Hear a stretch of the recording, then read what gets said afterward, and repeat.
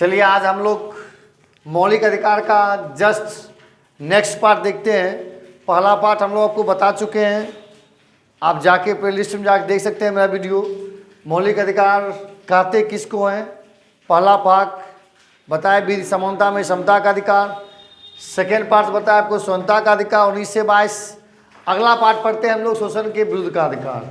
अनुच्छेद 23 और 24 बड़ी इंपॉर्टेंट टॉपिक है, जो पिछले बार भी बिहार दरोगा का या आर्टिकल 23 पूछा गया क्वेश्चन है, या फिर आपको किसी एग्जाम में आगे होने की संभावना रहती है। तो देखते हैं आज हम लोग इसको डिफाइन करते हैं कि 23 और 24 में आखिरकार है क्या। चलिए शुरुआत करते हैं। 23 और 24 इसको कहा जाता है शोषण के विरुद्ध का अधिकार।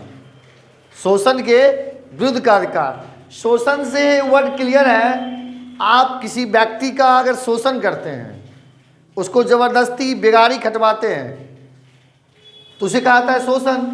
अनुच्छेद 23 यहाँ बड़ा कंफ्यूजिंग रहता है।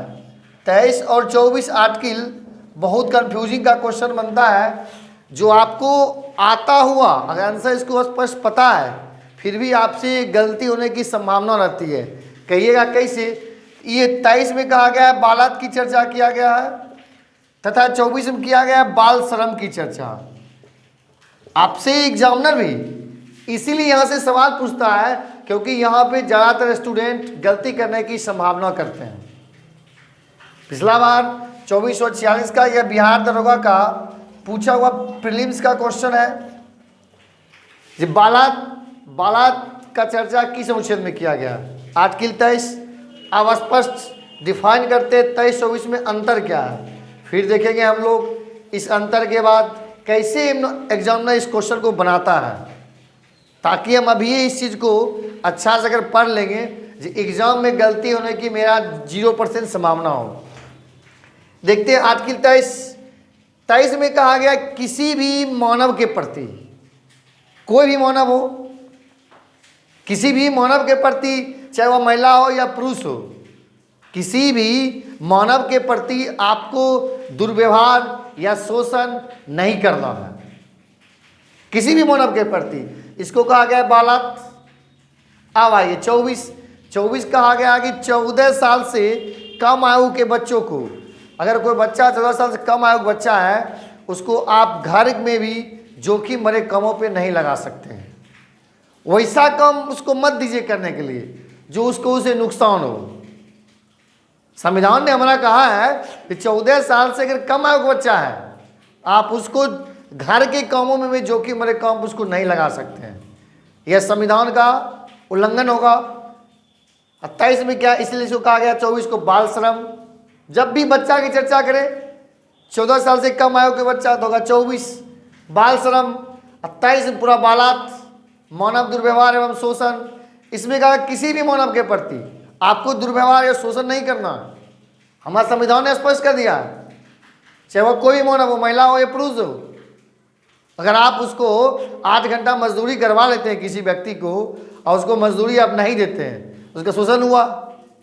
आपके पास आकर 8 घंटा दिन भर मजदूरी किया, शाम को 1 घंटे आपको मजदूरी अब नहीं दिया जाएगा, उसका शोषण हुआ। आप जबरदस्ती उसको खटवा रहे हैं, जबरदस्ती उसको बेगारी करवा रहे हैं। तो किसी भी मानव के प्रति अगर आप उसको दुर्व्यवहार करते हैं, शोषण का कार्य कर रहे हैं, तो आर्टिकल 23 इसको कहा गया बालात। बहुत कंफ्यूजिंग का क्वेश्चन बनता है यहाँ पे, इसीलिए तो एग्जामिनर इस क्वेश्चन को पूछता है। आपसे एग्जामिनर हमेशा वही क्वेश्चन डालेगा जहाँ पर आपकी गलती करने की संभावना रहती है। आप जान रहे हो सवाल का आंसर, लेकिन फिर आप बोलेगा एग्जाम में 23 मारे कि 24 मारे, 23 मारे कि 24 मारे। कि आप बालात जब भी पूछे तो आर्टिकल 23, बाल श्रम जब भी पूछे तो आर्टिकल 24। तो हम लोग मौलिक अधिकार का तीसरा पार्ट देख लिए, शोषण के विरुद्ध का अधिकार। अनुच्छेद 23 और 24, 23 में आपका है बालात, 24 में बाल श्रम। आगे देखते हैं अगला पार्ट जो हम लोग का है, जिसे कहा जाता है धार्मिक स्वतंत्रता का अधिकार। आर्टिकल 25 से 28 धार्मिक स्वतंत्रता का अधिकार। 25 से 28 अब इसको डिफाइन करते हैं, भाई धार्मिक स्वतंत्रता का अधिकार है क्या। हमारा संविधान ने हर चीज़ का आज़ादी दिया, हमको बोलने का आज़ादी दिया है, अपराधी को भी आज़ादी दिया है, पुलिस को भी दिया है अपना अधिकार, मैंने हर एक अब दिया है धर्म का अधिकार। तो देखिए धर्म में क्या करना है। 25 से 28 आपसे कभी सवाल भी पूछता है जब धार्मिक स्वतंत्रता का अधिकार कहाँ से कहाँ अनुच्छेद है, शुरुआत कहाँ हुई और कहाँ से कहाँ है। तो 25 से 28 स्वतंत्रता का अधिकार कहाँ से है, 19 से 22 समानता में समता अधिकार, 14 से 18। अगला पॉइंट देखिए, आर्टिकल 25 डिफाइन करते हैं। 25 में कहा गया कि आप किसी भी धर्म को मान सकते हैं। संविधान ने आपको भारत में कोई एक धर्म तो माना के नहीं गया है, यदि ये धर्म ये है। भारत में तो सभी धर्म के लोग निवास करते हैं, चाहे वह हिंदू हो, मुस्लिम हो, सिख हो, ईसाई हो। तो हमारा संविधान ने कहा 25 में आप किसी भी धर्म को मान सकते हैं, आपको कोई दिक्कत नहीं है, आप उस धर्म के अनुसार उसका प्रचार प्रसार भी कर सकते हैं। आर्टिकल 25 के तहत हम किसी भी धर्म को मान सकते हैं, उसका प्रचार प्रसार भी कर सकते हैं, उसके अनुसार उसका वस्त्र धारण कर सकते हैं। इसमें हमारा संविधान कोई दिक्कत नहीं है। आपकी इच्छा है तो हिंदू धर्म मानिए, आपकी इच्छा है तो मुस्लिम मानिए, उसका प्रचार कीजिए, सिख मानिए, ईसाई मानिए, आपको कोई भी धर्म मानना उससे कोई दिक्कत नहीं हमारा संविधान का है। अगला पॉइंट है आर्टिकल 26 का धार्मिक कामों के लिए उपबंध का मतलब आप किसी धार्मिक काम करना चाहते हैं तो आपको अगर उपबंध करना उसके लिए सामग्री की जरूरत पड़े, धन की जरूरत पड़े, तो आप उसके लिए चंदा स्वेच्छा से मांग सकते हैं। अगर आपको किसी धर्म के लिए अगर फंक्शन करना हो तो आप उसके लिए स्वेच्छा से आप उसका उपबंध कर सकते हैं, इसलिए आपको संविधान ने कोई रोका नहीं है। तो हो गया आपका आर्टिकल 26। ये भी एग्जाम क्वेश्चन पूछा गया क्वेश्चन है, धार्मिक कार्यों के लिए उपबंध की व्यवस्था। आर्टिकल 25 आपका हो गया, आप किसी भी धर्म को मान सकते हैं, चाहे वो जो भी धर्म हो, हिंदू, सिख, ईसाई, उसके अनुरूप आप रह सकते हैं, उसके अनुसार आप वस्त्र धारण कर सकते हैं।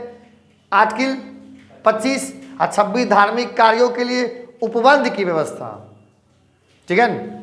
धनों आइए आर्टिकल 27 में कहा गया, 26 में कहा, पहले 26 समझ लेते हैं।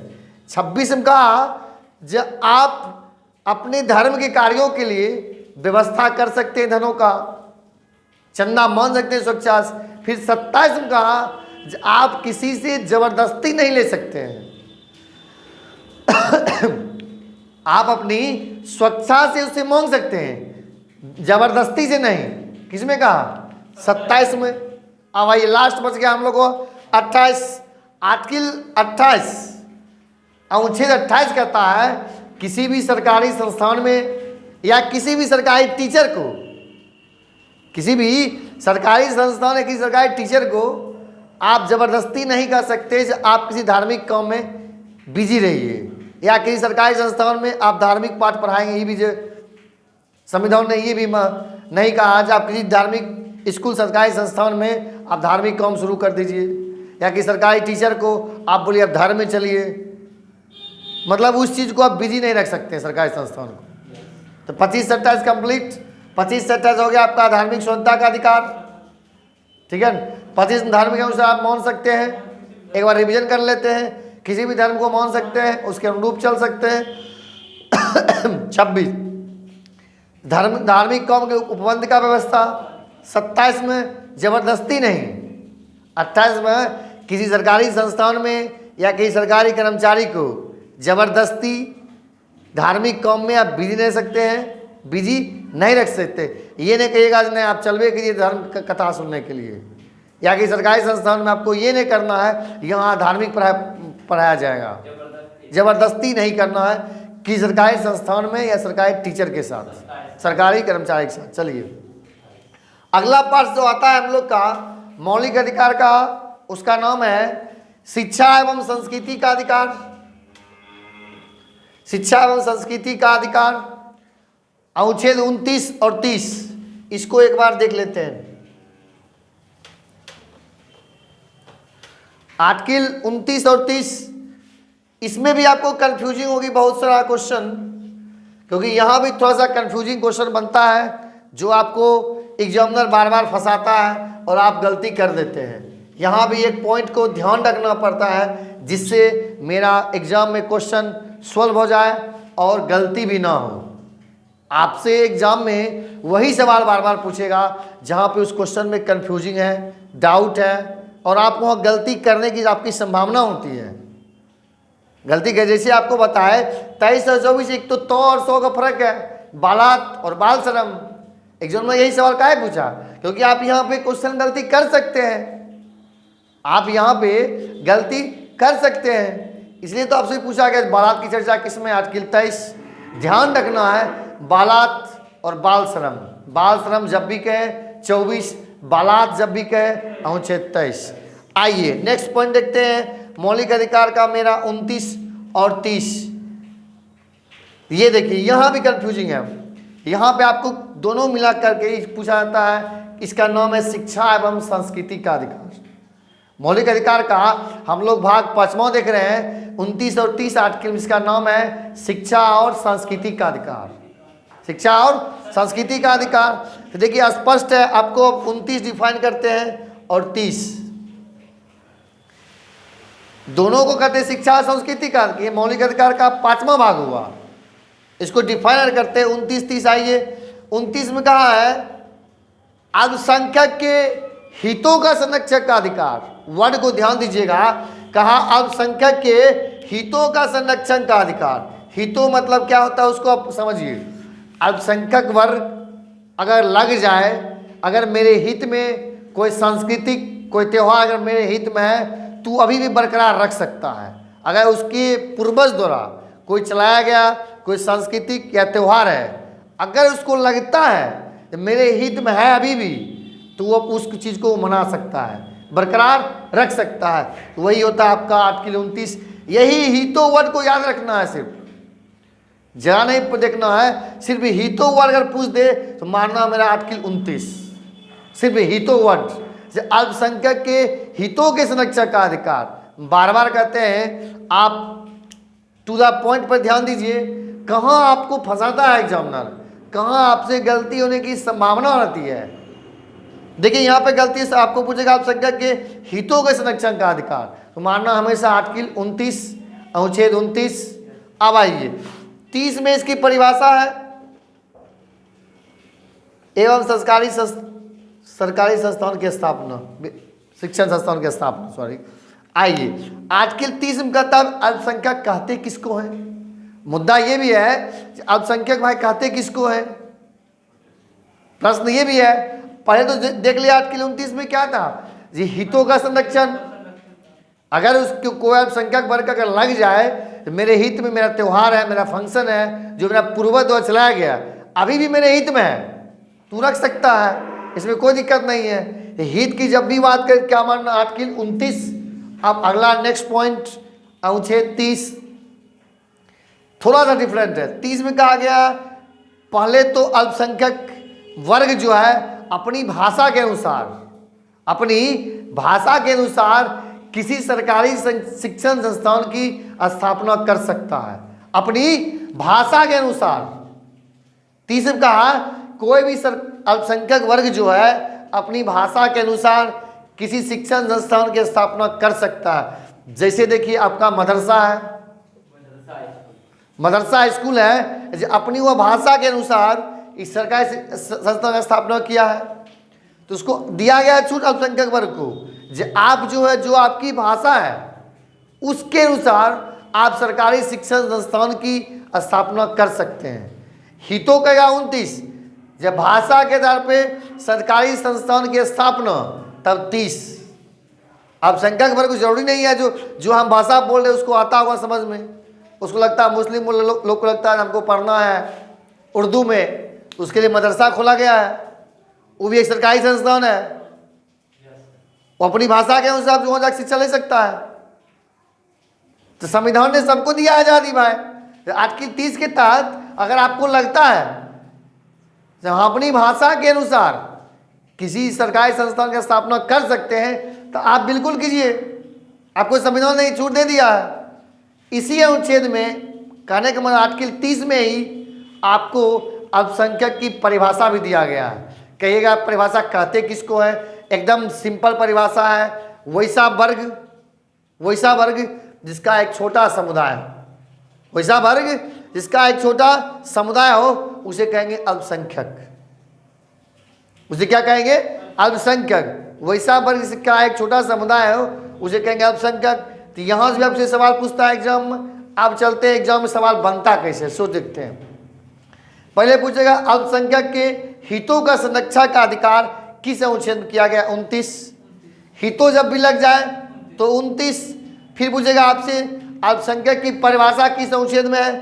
30 में। फिर आपसे सवाल रहेगा अल्पसंख्यक वर्ग अपनी भाषा के आधार पे सरकारी शिक्षण संस्थान का स्थापना कर सकता है, 30। सिर्फ हितों गया 29, बाकी कुछ भी अल्पसंख्यक के बारे में 30 मारना है। चलिए आते हैं अब मौलिक अधिकार का मेन लास्ट भाग, अनुच्छेद 32, जिसे कहा गया है संवैधानिक उपचारों का अधिकार। लास्ट मौलिक अधिकार का हम लोग लास्ट भाग देखेंगे, अनुच्छेद 32, संवैधानिक उपचारों का अधिकार कहा जाता है।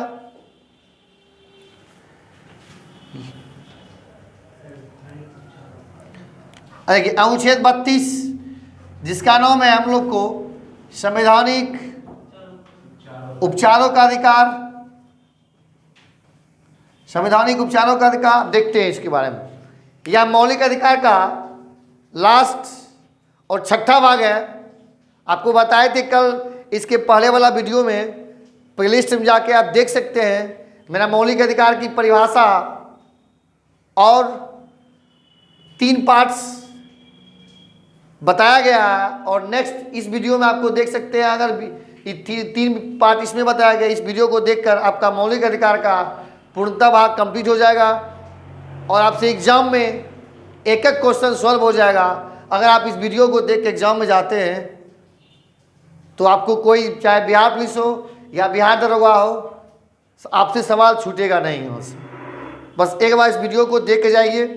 देखिए आर्टिकल 32 मौलिक अधिकार का लास्ट पार्ट, जिसका नाम है संवैधानिक उपचारों का अधिकार।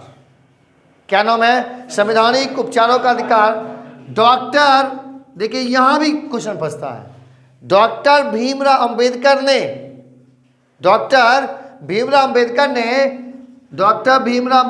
बाबा साहब अंबेडकर इस अनुच्छेद को क्या कहे, इसी आर्टिकल को संविधान का आत्मा कहे थे।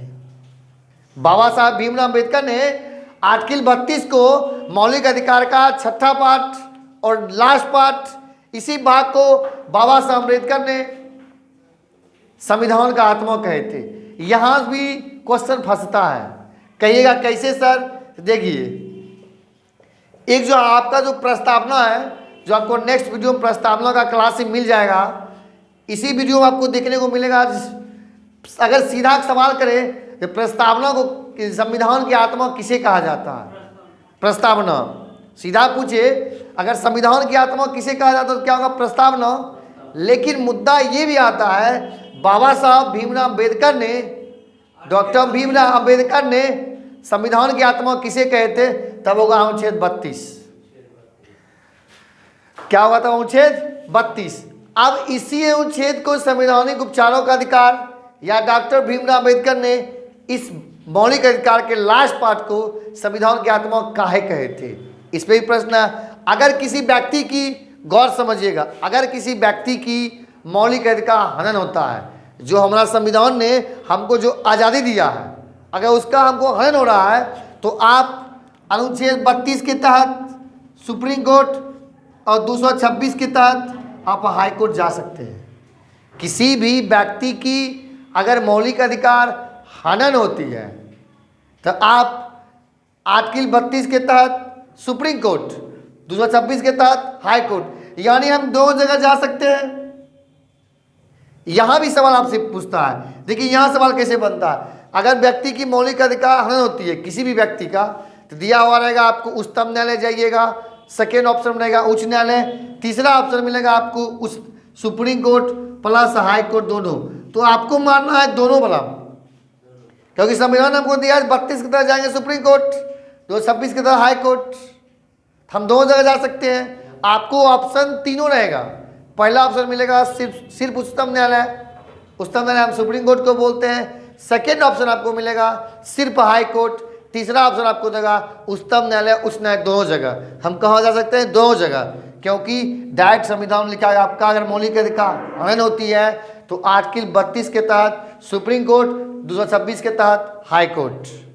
मौलिक अधिकार पे संशोधन हमेशा संसद करती है, निलंबन हमेशा राष्ट्रपति करता है, मौलिक अधिकार का संरक्षक हमारा सुप्रीम कोर्ट होता है। इसी अनुच्छेद के तहत सुप्रीम कोर्ट तथा हाई कोर्ट ने 5 प्रकार का रिट जारी किया गया है, जो आपको नेक्स्ट वीडियो में आपको रिट बताएंगे। और आप इस वीडियो को देखकर कोई भी बुक उठाइए ऑब्जेक्टिव और मौलिक अधिकार का पाठ बना देखिए, आपसे एक एक क्वेश्चन सॉल्व हो जाएगा। अगर वीडियो अच्छा लगे तो एक बार लाइक जरूर कीजिए। धन्यवाद।